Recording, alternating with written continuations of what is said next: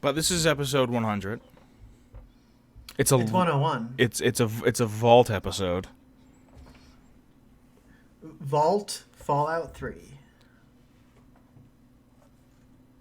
Vault 101 was developed by Vault-Tec in the northeast area of Washington, D.C., not far from Tyson's Corner in the actual factual D.C. It is north of Megaton and west of Springvale. Constructed in the late 2060s, and Vault 76's overseer was originally selected to be the first overseer, but refused so she can stay inside of Appalachia.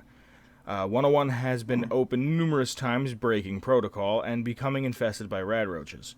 One main action of Vault Security is to quell the nests and stop more infestations of the red roaches. Now, with the 76 Overseer, which she doesn't have a name as far as I know, she could. Yeah, actually, but I don't think she. I don't remember it. I didn't remember it either. And to be honest with you, I didn't look. Because if I don't have to go on that section of the wiki, I'm okay. By the way, all the lore comes from fallout.fandom.wiki.com. I think it's whatever. Yeah, I'm not even complaining about the game anymore. Yeah. The original purpose, or the test, or the experiment of 101 was to stay closed indefinitely and study the role of the overseer. There were Forever.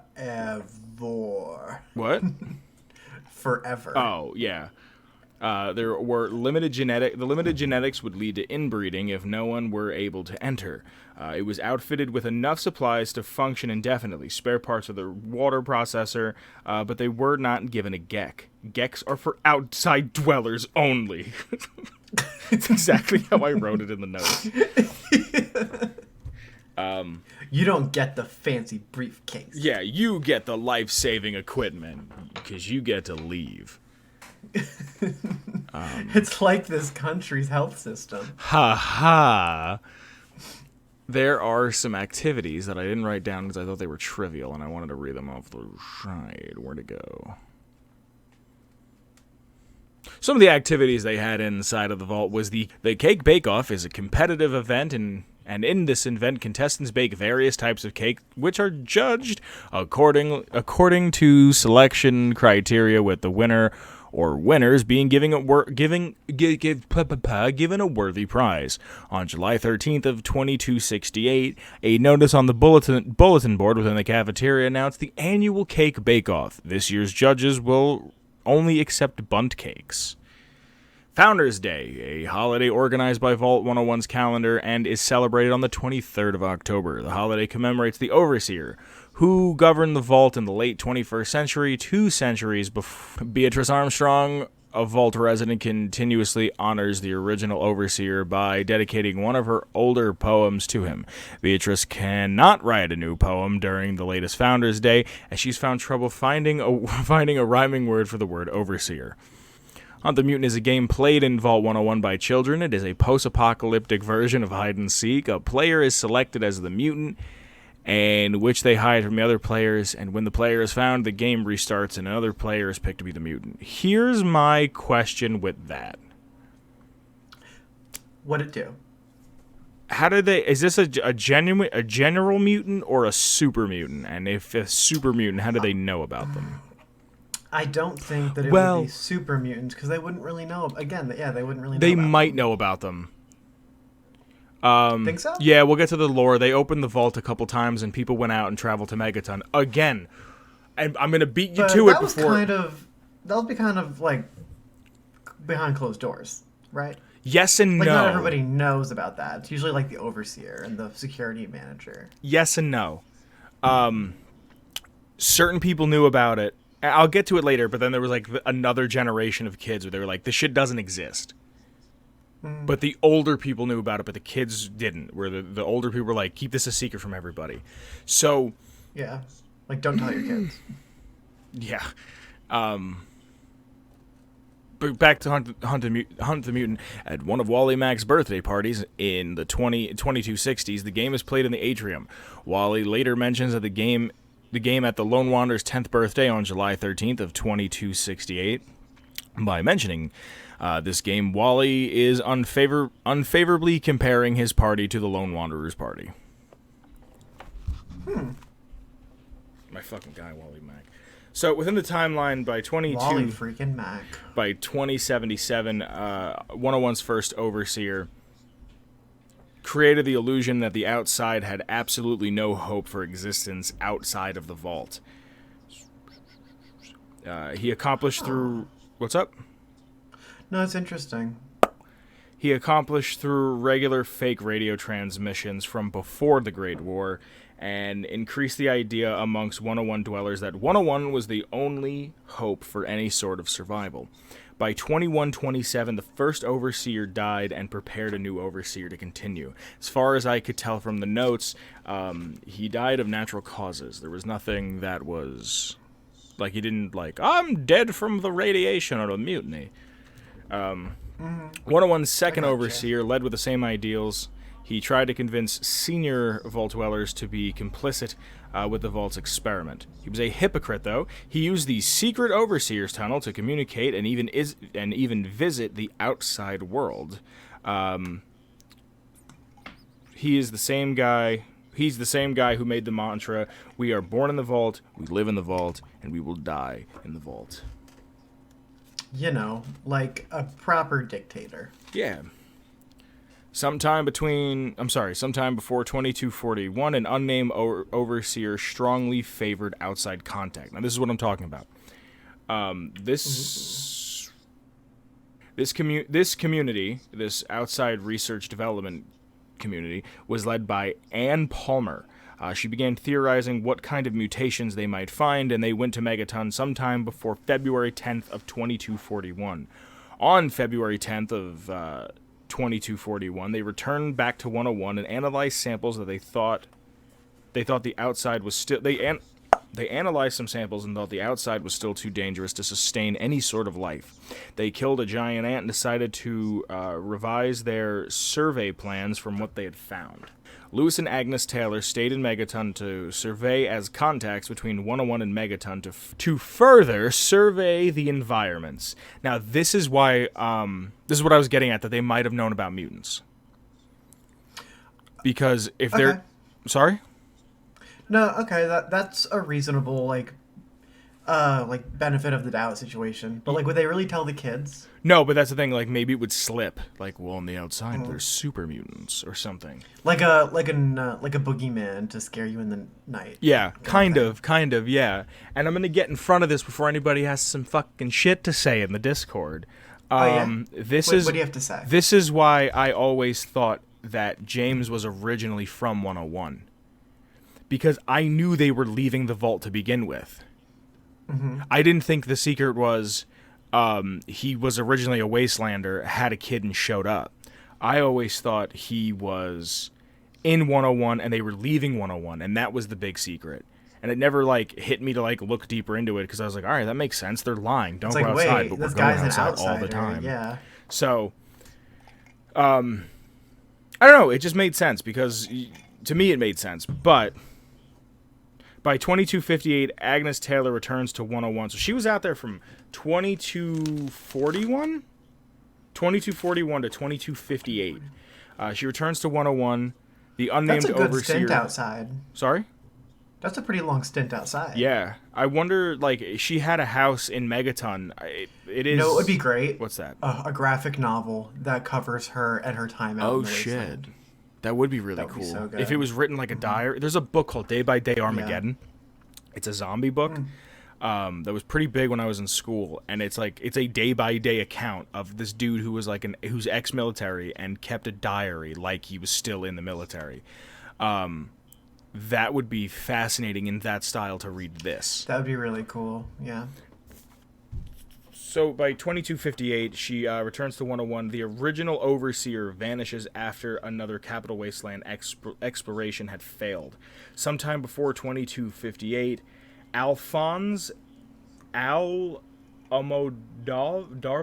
how do you say this? Almodovar. Almodovar? That's as close as we're going to get. Sometime before 2258, Alphonse Almodovar was the... I really want to say Amidala because I'm trash. Yeah. Say it. Amidala. Do it again. Alphonse Amidala. Do it 2 more times. No, I'm good. No, do it again. No. Now One we've more made time. a big spectacle of it. No. Do it absolutely at not. least once. I refuse. Please, just for me. Amidala. Can you do it happier and with your mouth open? No, Why not? that is unacceptable. I was looking right at the camera. Alphonse Almodovar. I feel like I'm saying that wrong. Hold on, let me ask Google. Yeah. Almodovar. Alphonse. Okay. We need to Alphonse. have a code. Sorry? We need to give him a cool nickname. Okay. I was just gonna call him the Overseer. Oh, but we've got a couple of those. Let's give him something cool. Like, how about Double Shot? No. Are you gonna censor that too? No, probably not. I was thinking like Bruce Thunderfuck. Bruce Thunderfuck is pretty cool. Duke Moonscooter. Duke Moonscooter. Duke Moonscooter. We got it. We got it. So, Ladies, gentlemen, anyone else? We got it. so, Overseer Alphonse Alamadov. Or as we're just gonna Duke call Moonscooter. It's Amada's dad. Okay. Yeah, so Amada's dad. So Daddy Moonscooter. Daddy Moonscooter, the Overseer. Okay, all right. He made 101 a police state of isolation. From 2258 to 2259, James and his child came to 101 looking for shelter. James became the Vault's doctor in exchange for protection. Daddy Moonscooter wanted James to keep his child in the dark about being born outside of 101. Which makes sense. It does. You're born in the vault, you live in the vault, you die in the vault. In the 2260s, Jonas Palmer was made James's assistant, and Amada's dad thought he could be the voice of reason for James. 2265 to 2267, a female escaped 101 and went to Megaton and asked my beautiful, sweet, shining angel Moira Brown if she could reinforce her vault suit, and then she just never came back. Because she probably got killed in a psycho den. Probably. She probably was doing some shit she shouldn't have been doing. Or just, yeah, I mean, she was doing shit she shouldn't have been doing by leaving the vault, but still.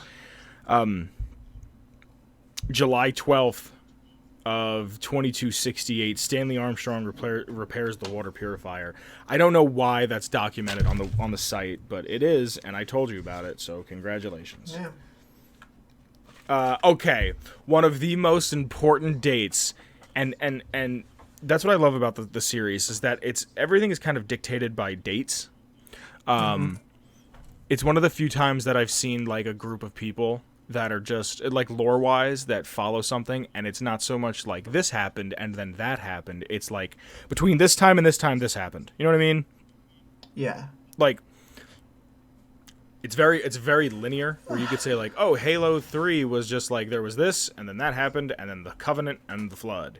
And yeah, maybe because it's a war it's a little more linear, but July 13th, 2268, Butch DeLora, my guy Wally fucking Mack, and Paul Hannon Jr. start looking for names for their gang that later became the motherfucking Tunnel Snakes. Hey, I do have a question for you. Yes. On the scale of yes to no, do tunnel snakes rule? Absolutely. Abso-fucking-lutely. Can you explain to me in a less than 3 sentences why tunnel snakes absolutely rule Boots the house down? Because it's scientifically proven by science. I love that. So, tunnel snakes fucking rule. It's also the Lone Wanderer's birthday. The Dweller escapes. It doesn't matter.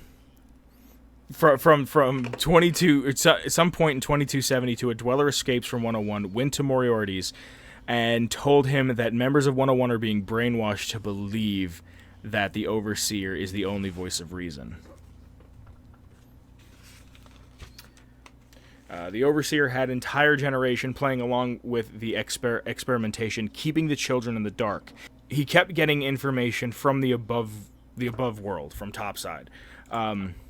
Anyone in the dark was told that it had gotten so bad that leaving was suicide. August 17th of 2277, a massive Radrose infestation happens, and James takes the opportunity to leave the vault once and for all. Agnes Taylor dies of a heart attack because of this. Floyd Lewis and Vicky Hannon are both killed. Paul Hannon Jr. Is critically injured by radroaches. I believe, if I could turn the fucking page. Jonas Palmer is questioned about James's leaving and brutally murdered by Stevie Mack. And the Overseer, Stevie Amada's Mack. dad, ordered all security to deal with the radroaches and find James's child. Amada, your friend throughout pretty much the entire thing, awakens James's child, or the Lone Wanderer, explains to him what's going on, and thus starts the beginning of the game. During the escape, either Tom or Mary Holden die, or Officer O'Brien and Richards die, or you can distract them and make sure nobody dies. Here's the few things that I don't really like explaining. I love going through quests as lore, but the thing is, when they have different options, like, not that this is like so many different options, but when different things can happen, it's like I don't know what's canon, so I don't know what to tell you. You know what I mean? Right, yeah. Like, I feel like this stuff is pretty, like, that's like a reasonable enough dive into it. Mm-hmm. But like, we know that some quests can get really like nitty gritty. Yeah, like if I did like a New Vegas quest line, and it's like, oh well, I either murdered half a group of people or a guy, and then I wore his clothes for a little while, and then I just kind of became part of his group. And with a lot of the Fallout 3 quests, it's either like you kill one guy or the other. Yeah, I mean, that's just like New Vegas had a much like more like I feel like deeper quest system, and there were a lot more options to choose from. Yeah. And they just added a lot of depth. So it's a lot harder to talk about New Vegas quests. Like, remember when we talked about Beyond the Beef and it took like goddamn 40 minutes? Yeah, and it was just like, or this could happen, or that could happen, and then fucking Heck Gunderson. Yeah, it's just Hurricane Heck Gunderson. During all of this outrage, Amada is being interrogated by her father and Officer Mack. You can either kill them or sneak by. So not only can you kill Amada's dad, you can fucking kill Wally Mack's dad. When I was going through this, I never feel about that. What's that? I don't know how I feel about murdering Wally Mack's dad. Yeah, I mean, also fuck 12. Fuck 12, absolutely. Well, he's security. He's not 12. He's like 11. Wait, are security guards 11? Yeah, I'm calling him 11. And fuck Paw Patrol. Yeah, fucking Clash Trader ass bitch. Fucking, I keep seeing people say fuck Paw Patrol. I think it's the funniest thing ever. Defund Paw Patrol. You never see fucking Blue's Clues doing some shit like that. After the breakout, Paul Hannon Jr. dies from radroach bites and refusing treatment like a moron. Like a fucking idiot. Like a fucking, you have fucking healthcare in the vault. Universal healthcare. In the vault. The 101 Overseer becomes more oppressive. Anyone living in ignorance now knew that the topside world could be reached, and it created a divide in the vault. Sometime after this, Amada led a group of rebels, all of the youth, the young adults, those vault dwellers. They wanted to open up the vault and interact with the outside world. Butch Deloria wanted nothing to do with the vault anymore, and as you may or may not know, after playing the game for an amount of time, if you go to Rivet City and you go to the Muddy Rudder, you can find him there. Even more time later, the Enclave wanted to gain access to 101, but the password had been changed. Amada became the new password. She changed it so the Lone Wanderer could get back in. 101's Overseer did not want to let him in. He did not want to expose the vault to unknown factors, and he didn't want more people to abandon the vault. Amada began to use the Vault 101 emergency frequency, hoping to reach out to the Lone Wanderer. The fate of 101 that's is where not... trouble on the home front starts. Yes, and I didn't get into trouble on the home front just because the way the quest ends, you don't really know what happens. It's not very decisive. Yeah. Also, I don't think I've done this quest that many times, and I was telling you before, the first time, I think I've done it 2 or 3 times, but the first time I ever did it, it was one of the only achievements I didn't have for the game. Yeah, you did mention that. My game must have bugged out and I just didn't get it, but I know I did the mission because I remember it was the first playthrough I ever did, and I remember doing the quest, and then Amada, there's a reference that she makes to Fallout 1 where she's like, you can't come in here. You can't stay here. Like, you have to go.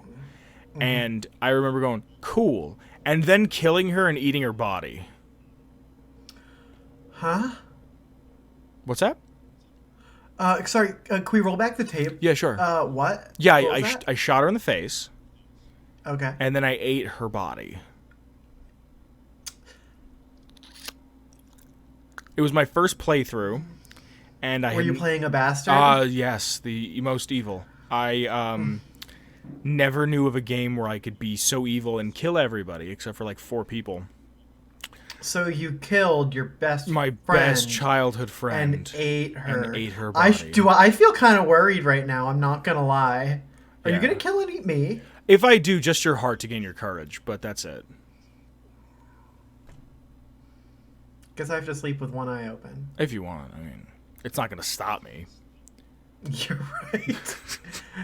If anything, it's gonna make it more I intimate. cannot fight you. Yeah, it's just going to be more. Did you just say that on camera? Is that documented?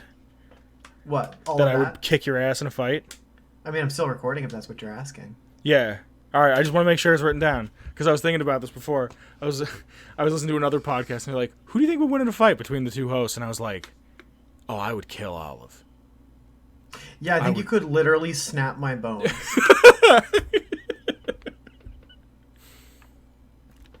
Especially now that my strength has been depleted and I'm hot now.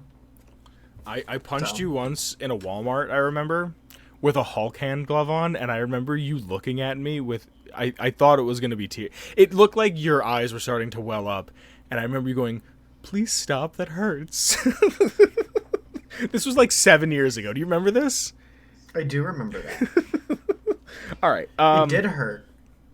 Not only physically, but also in the heart. Yeah.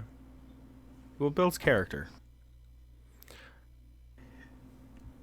The fate of 101 is not certain. Amada or her father, or even Alan Mack, could be the new overseer. I just want to point out how fucking deep, how fucking wide the Mack genes are. Yeah. There's Alan Mack, Stevie Mack, Stacy Mack, and my boy Wally. Wally Mack. It's not sure. I didn't realize there were so many Macs. Yeah, dude, it's nothing but Max. Max on Max on Max. You'd think it's an Apple store up in this bitch. It's a what? You'd think it's an Apple store up in this bitch. Are you proud of yourself? Abso-fucking-lutely. All the time. It is Pride Month. Continue. It is not sure if kept closed, open, destroyed, or thrown into complete and total chaos, regardless of 101's population. Regardless, 101's population has greatly reduced in 200 years, with inbreeding and genetic stagnation and whatnot. You know, and whatnot. These vaults could hold anywhere from, some of them had 500, some of them had 1,000, some of them had 2,000, some of them had 3,000. They were overbooked on purpose. But there is an entire list of the inhabitants, and I'm going to read them real quick. You ready? Awesome, yeah.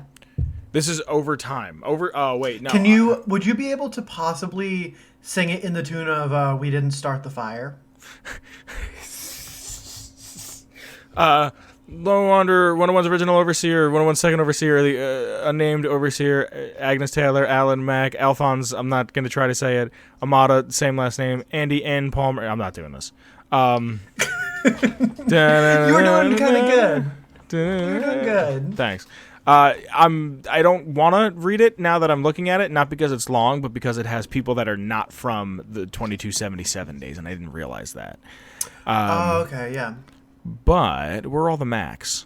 Oh, they're all spread out. They're not by last name. Why is it not by last name? Steve Mac, Stevie Mac. Oh, I'm sorry. Stevie Mac, Susie Mac, Wally Mac.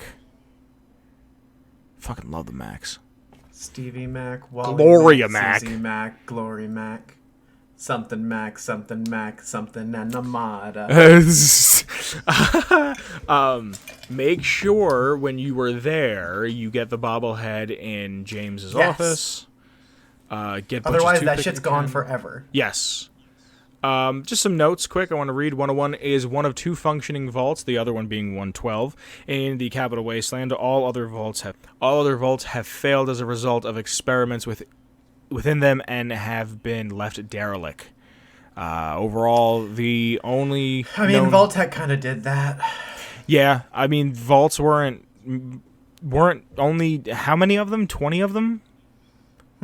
How many vaults were meant to? Control vaults? Yeah. I think always there was fucking only forget the number. About 20, yeah. It was small. What's the vault from Fallout 4 with the fat people? 81. 81? It is 81? I think so. I remember back in the day when you found them. And I remember your first thing was they're very pleasantly plump. Mm-hmm. It made sense. Yeah, but like you're eating all that like synthetic food all that time. I mean, like it makes sense. Yeah. It is suggested in the poem that the Lone Wanderer receives upon their 10th birthday that the dead of 101 are incinerated in some sort of area built for this, but never demonstrated in game. At the Vault-Tec headquarters in D.C. ruins, a replica of 101's door is hanging over the lobby with a spotlight illuminating it. Oh, does it actually have 101 on it, like the numbers? I guess, yeah. Huh. Never noticed that. In the opening cinematic, 2 security cameras are shown on each side of the vault door. When leaving the vault during the escape quest, only one security camera can be seen above the door, and then when you come back, it's just gone. It should be noted that Vault 101 location doesn't add to locations discovered. Doesn't add to the locations discovered stat in the Pip-Boy 3000 when exiting the vault at the beginning of the game, even though the marker is active on the map. This is because the Lone Wanderer has lived there for their entire childhood.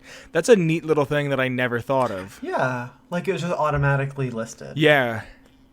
There is a holotape in the Springvale school that suggests raiders have been trying to get into the vault for years, which is a really fucking fun idea of like, how do we get in? There's a treasure in there. What is the treasure? It's meat. Yeah, like, but how would you even get into a vault? Like, knock. Yeah, but they're not gonna let you in. But if you're polite. Have they tried kind of like wiggling it a little bit? How many people? Imagine that would work. Like someone just like, hey, bump, and then. Yeah, just like walks over, like rubs their hands, goes like, and then gives a good old smack, and it just opens. Yeah. It is possible to enter the vault after completing the quest Trouble on the Home Front. Just finish the quest, and then kill one of the residents, and this will keep the door open for the rest of the game. Huh, I never knew that. I guess in that scenario, you would be able to get the bobblehead. Again, yeah. Like, if you wanted to. The Lone Wanderer's apartment only has 1 bed despite 2 residents being inside of it, so... You know what that means. Him and Liam Neeson. Cuddling, yeah. And he was 19. Or he just slept in the lap, maybe? Or on the floor, on the couch. Medical cot.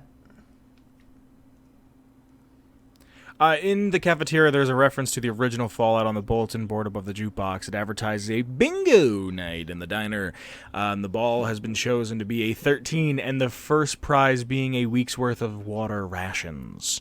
Another reference to the original game is when Butch asks his friends if they want to be called a vault dweller when asked about the name of his gang.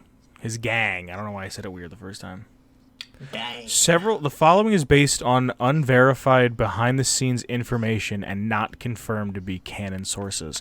Several elements of 101 may be inspired by George Orwell's novel 1984, including the vault number Room 101, the devotion of the Overseer, Big Brother, and the Vault's general authoritarian society.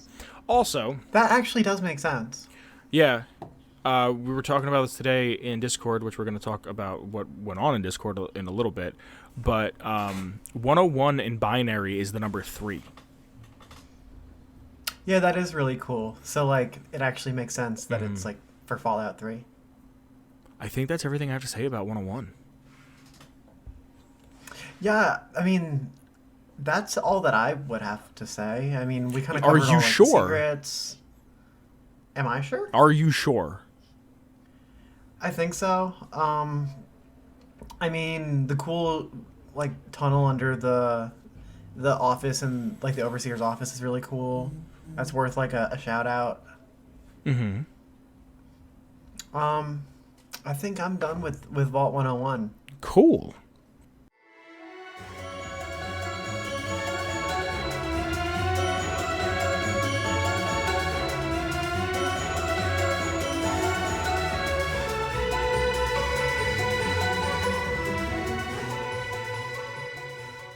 Atomic Radio Hour Podcast.